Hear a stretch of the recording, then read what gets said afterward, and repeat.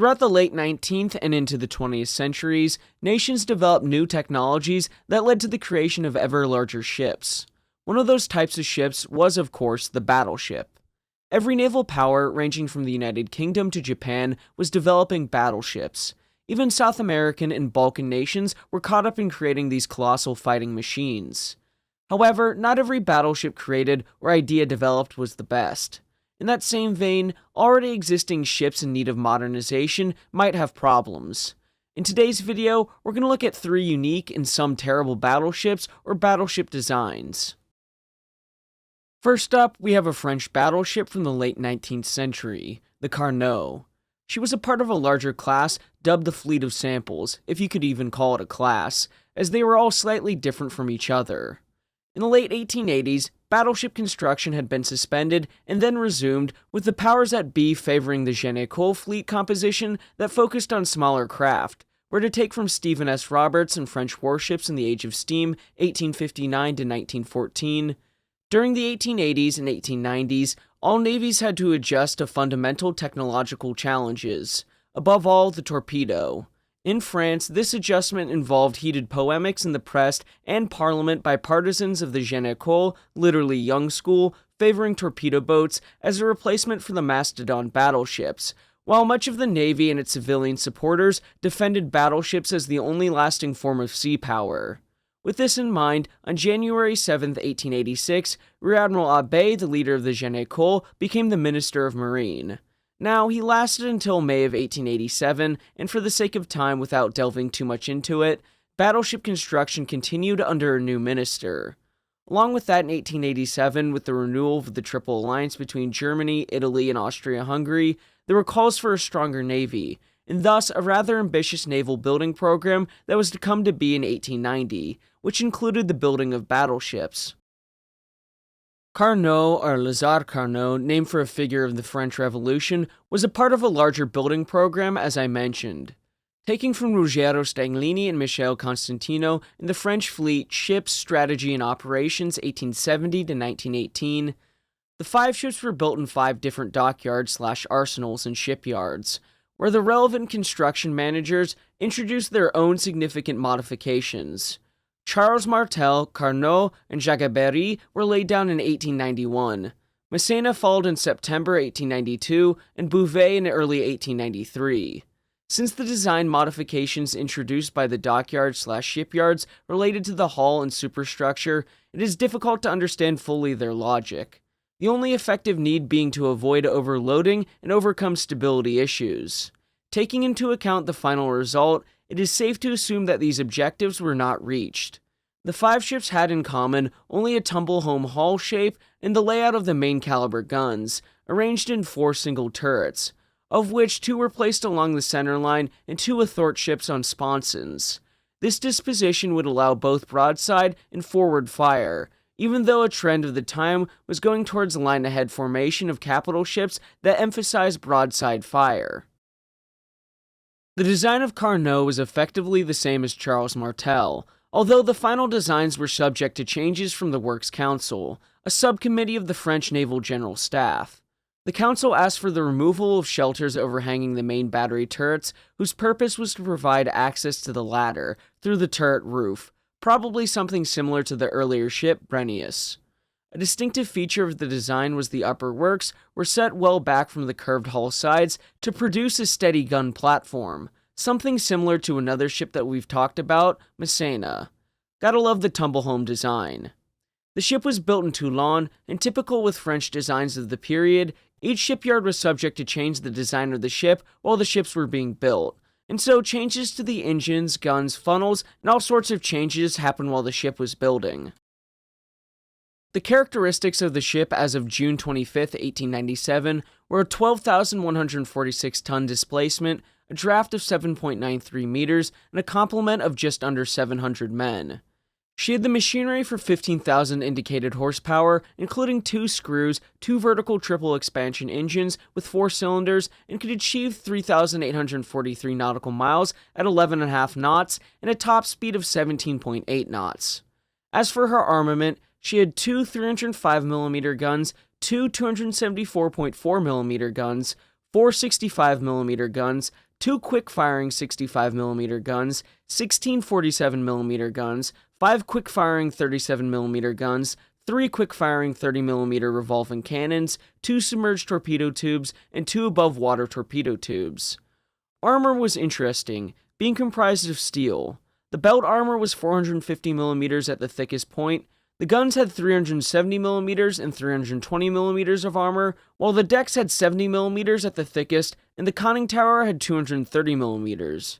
Carnot entered service in 1897 and was certainly an interesting-looking ship with a large number of portholes that were eventually filled in due to the risk of flooding. Taking from Roberts again, static machinery trials were completed on January 3, 1896, but underway trials were delayed until the hull was ready. It then became clear that the ship was overweight, a very common theme for this class, and questionable stability, and the bridgework and military mast were subsequently reduced, the foremast being lightened and the after-military mast being removed altogether and replaced with a light pole. The design light armament of 4 65mm quick-firing guns in the fore and aft superstructures, 8 47mm quick-firing guns in the main bridge and in the tops, and 8 37mm revolving cannons was also altered upon commissioning. The ship was originally fit with facilities for an admiral, as she was going to be a flagship. Still, those were directed to be removed shortly after. But interestingly enough, once the observation post around the base of the foremast was removed, the ship steered significantly better, that being removed in 1905. During gunnery trials, after a decade in service, it was found that excessive motion during the recoil was noted in the forward 305mm turret. This was traced to a weakness in the foundation of the lower part of the ship. Further examination and repairs in 1908 showed that rivets of the turret and other structures were loose and others were missing entirely. Repairs were completed in 1909, and the ship was eventually laid up and scrapped in 1922. She was old, outdated, and quite frankly, a bad ship. So to sum up the problems, she was overweight, had stability issues, had problems firing her main battery, and was missing pieces or parts not installed correctly. I think one last thing from Staglini and Constantino sums up with the problems with the ships. Although built more rapidly than the pre-dreadnoughts completed in the previous decade, Charles Martel, Carnot, Jagaberry, Messina, and Bouvet spent a long time on the slipways. The first 3 were completed by 1897, and the last 2 followed in June 1898. The French procedure for ordering new construction was so convoluted that men of war, especially battleships, took far longer to complete than almost all major warships built by other European naval powers. Additionally, lack of funds hampered placing orders for more than one ship per year, a limitation that resulted in longer construction times, forced rearrangement of the original common design in accordance to initiatives taken by individual shipyards and dockyards. Next up, we have a very interesting idea from the United States, a torpedo battleship. If you've seen my video on weird Russian battleships, you'd know that nation had tried to design a torpedo battleship of their own. This idea developed a bit earlier in the United States Navy. Although battleships had carried torpedoes as early as 1875, they weren't a serious explosive risk, as demonstrated by the Spanish-American War. Still, as the technology related to the torpedo developed, and so did gun ranges, the Naval War College of the United States began to experiment in war games, and they found that fleets that used the torpedo effectively decisively won the engagement over an enemy who didn't, resulting in the General Board requesting battleships be given 1 or 2 submerged torpedo tubes.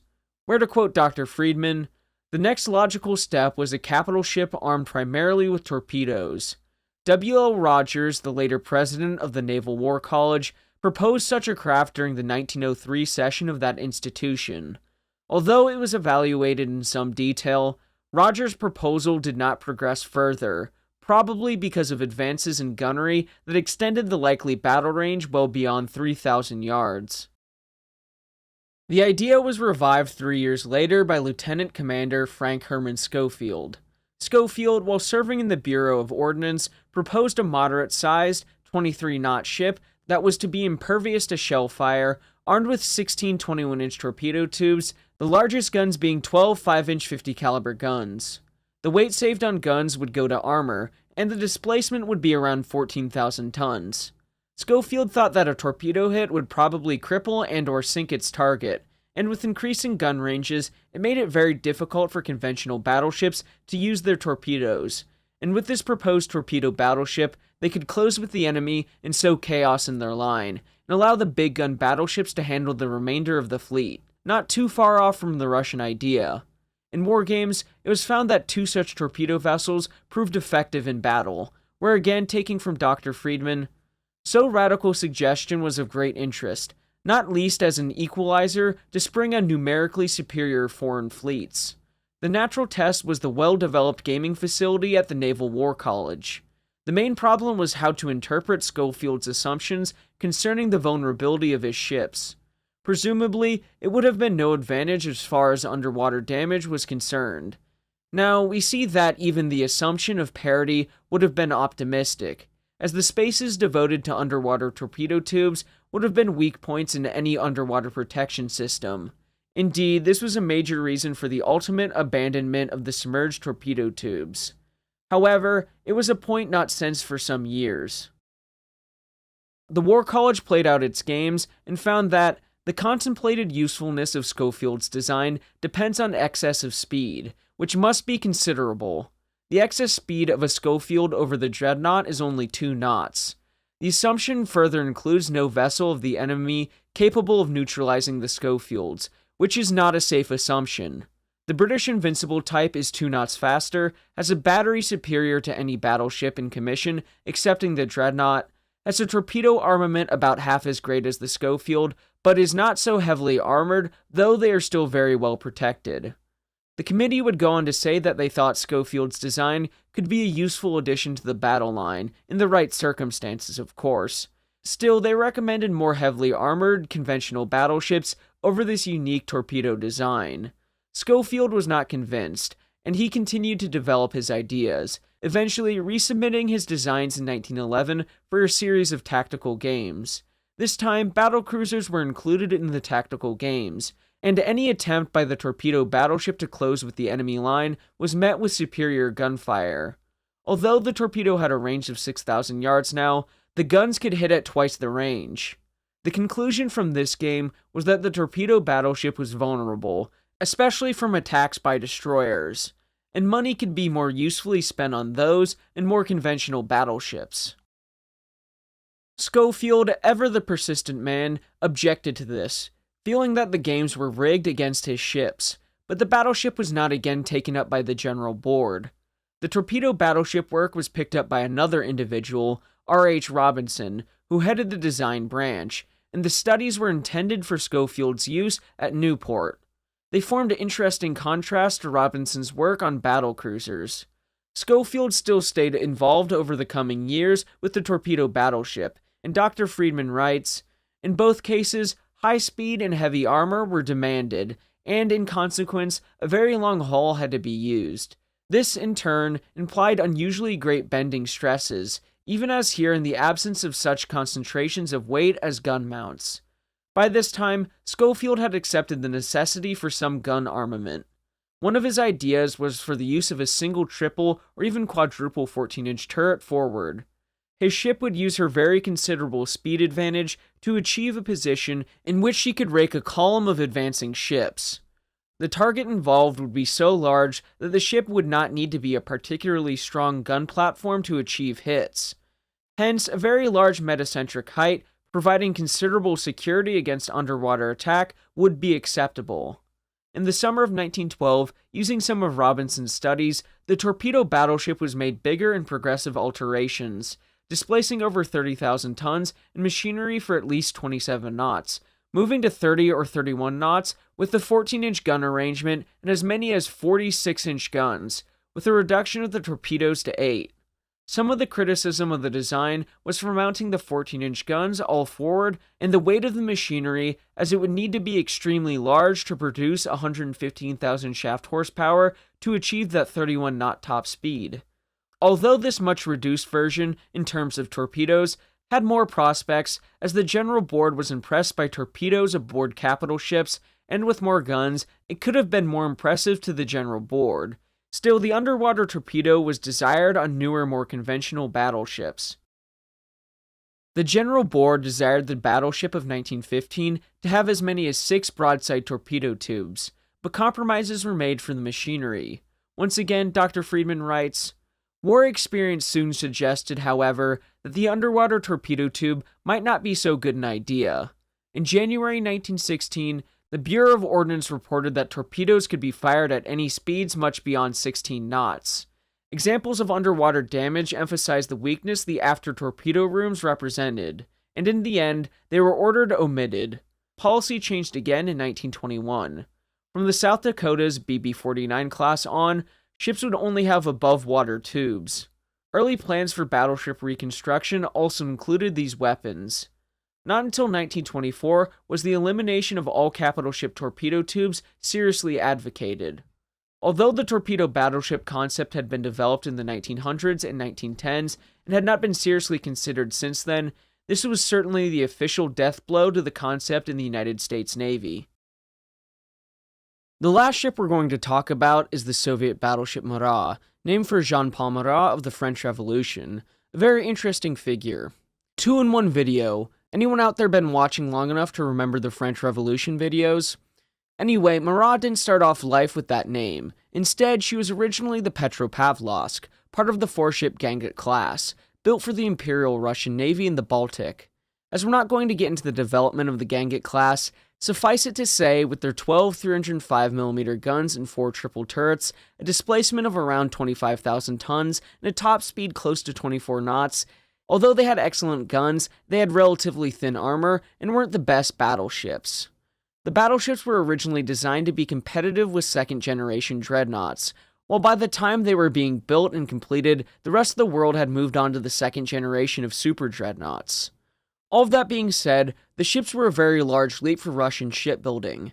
For example, they represented a far larger leap than the Lord Nelson to dreadnought in the Royal Navy, as the last Russian class built was the Andrei Przevazvany class built in 1904.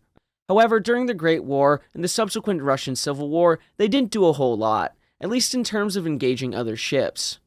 To take from Stephen McLaughlin in Russian and Soviet battleships, as the Soviet state slowly recovered from the devastation of the Civil War in the 1920s, the Sevastopol-class dreadnoughts were brought back into service one by one, with one exception, the fire-damaged Poltava. All the ships had suffered to one degree or another from neglect in the first years of the Bolshevik regime. The lack of fuel for heating proved especially serious, as it meant that the water in the pipes froze during the harsh Baltic winters, leading to leaks and bursts. During the 1920s, the ships re-entered service with minor modifications. First back in commission was the Marat, ex-Petropavlovsk. She rejoined the Baltic Fleet in 1922, and according to warships of the Soviet fleet, 1939 to 1945, she was in the best condition out of all the class. She was little changed from her wartime appearance, although she now had 6 76.2mm anti-aircraft guns, probably Lender model 1914 to 1915, 3 each on the first and fourth turrets. A new superstructure was added on top of the forward conning tower, displacing the rangefinder, which was shifted to a platform on the foremast just below the level of the top funnel. Now, Marat would ride out most of the 1920s with these changes, but the ship and her sisters were going to need some serious work if they wanted to continue having them in service with the Red Fleet. In 1925, talks about more extensive modernizations to the ships came during the drafting of the 1926 construction program, but nothing was done immediately. 2 years later, a committee headed by the Navy's Technical Administration considered modernization an urgent necessity. The fears of the committee boiled down to the ship's inadequacies of their 305mm guns, armor, engine plant, and well, almost everything about the ships really. They were old and poorly taken care of. The committee figured that to do a complete overhaul and modernization of the ships was going to cost around 40 million rubles per ship. And with trying to establish the Soviet state, famine, and other such problems, finding the money for the Navy was going to be a bit of a struggle. So, members of the Scientific Technical Committee worked out minimal and maximum conversion plans. The most serious problem faced by naval architects was the lack of blast-free above-deck space. The The linear arrangements of the main battery turrets and their requisite fields of fire consumed almost all the weather deck area. Unlike most foreign ships, there was no midship section free from blast that could be utilized for anti-aircraft guns, aircraft facilities, or the like. Under the circumstances, the Soviet designers came up with the following. Again, taking from McLaughlin: increase the armor protection of the middle deck from 25mm to 76mm, convert the boilers to oil firing, increase boiler performance allowing for the removal of 3 boilers in the forward fire room, remove cruising turbines, install chemical protection, remove a 120mm battery, and install stronger AA battery of 100mm and 40mm guns. Install a tripod mast supporting a command rangefinder post, as well as improve gun laying mechanism, alter forward funnel to keep new bridges clear of smoke, install anti-torpedo bulges, improve seakeeping by alterations to the bow, install a catapult, and 1 or 2 new seaplanes for reconnaissance and spotting. This was dubbed the Big Modernization, and would cost more than 20 million rubles per ship, which was well beyond the economic means of the Navy. So it was decided to go with the small modernization, of which the Paris Commune, sorry I can't do the Russian version, was the first to undergo these in the late 1920s, having her superstructure, funnels, bow and other parts of the ship altered, where she was made ready to go take post as the flagship for the Black Sea Fleet, being seriously damaged in the Bay of Biscay, rolling up to 38 degrees in the storm. Next up for modernization was Marat. Taking from McLaughlin again, the Marat was the next ship to be taken in hand for modernization, and a more ambitious reconstruction was carried out. She was followed in turn by October Revolution and once again Paris Commune. Each reconstruction was based on the one before. The ship was brought to the Baltic Works for modernization in 1928. The work lasted 2.5 years, the ship re-entering service with the Baltic Fleet on April 8, 1931. The most obvious change in her reconstruction was the elaboration of the forward superstructure, which was required for the new fire control gear.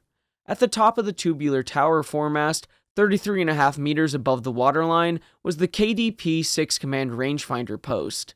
This featured 2 6-meter Zeiss rangefinders. This being somewhat similar to the British DCT, other platforms around the foremast and conning tower supported the control equipment for the secondary battery and searchlights.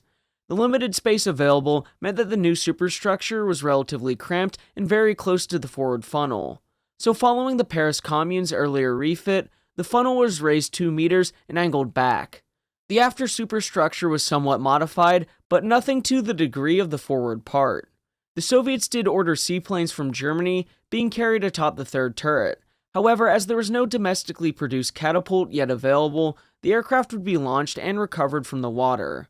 The aircraft were rarely carried or used. The main guns were given a modest overhaul. The 305mm guns were replaced, along with the machinery and electrical equipment. The secondary battery was unchanged, but more anti-aircraft guns were added as well, these being Maxim machine guns and 76.2mm guns. The machinery was also improved with the addition of oil-firing Yarrow boilers. The greater steam productivity of oil firing made it possible to remove 3 boilers from the forward fire room, the space vacated being used for anti-aircraft ammunition stowage and other posts like damage control center, radio room, and even a hydrophone room. The changes also made it possible to make the ship more watertight, sealing hatches and doors for moving coal. The cruising turbines were also removed, which simplified the engine plant. Other alterations to the ship were made, especially in light of the Paris Commune's experience in the Bay of Biscay. But Marat was not fit with anti-torpedo bulges, eventually completing her transformation in 1931, where you might be asking yourself, all these changes seem pretty good. How could this go poorly? Well, it just will. We'll have to wait and see, though. McLaughlin writes, the transform Marat underwent trials in 1931, at which time her metacentric height was 1.93 meters at her full load displacement of 25,890 tons, compared to the original design's 1.76 meters. The fact that her initial stability increased as a result of her modernization was probably because her fuel was now oil stored in the double bottom rather than coal in the side bunkers up in the ship. However, an unhappy discovery was made during these trials. At some speeds, the tubular mass began to vibrate. interfering with effective fire control. Increasing its rigidity would have required substantial reconstruction, so shock absorbers were fitted to the optical instruments to minimize vibrations. Various minor modifications were made to the ship throughout the coming years. Still, by the 1940s, it was clear that Marat's modernization was not satisfactory, especially compared to the October Revolution. So another reconstruction was planned, and hopefully find a way for the mast and superstructure to not vibrate so violently. Still, it would never come to fruition due to the Second World War. She was sunk in September 1941 and was never fully repaired, where in this photo it's pretty interesting to see what remained of the ship. The conversion wasn't an outright terrible idea, certainly an improvement over her original condition, but that vibration was a serious problem and made using the new equipment difficult. Coupled with the fact that the Ganget class weren't the best battleships and by the 1940s very old, it culminated in a bad situation for the battleship. The ships on this list just scratch the surface of ideas and/or unique conversions for battleships. In the future, I plan on covering more of them, especially those conversions, something like USS Mississippi in a role following the Second World War. Hopefully you found this look at the possibly terrible or odd battleships interesting. I always love looking at battleships, and I think this is a good way for me to do so. Anyway, please remember to like and subscribe, as it'll help the channel to grow. Thank you all for watching, and until next time, my friends, have a great week.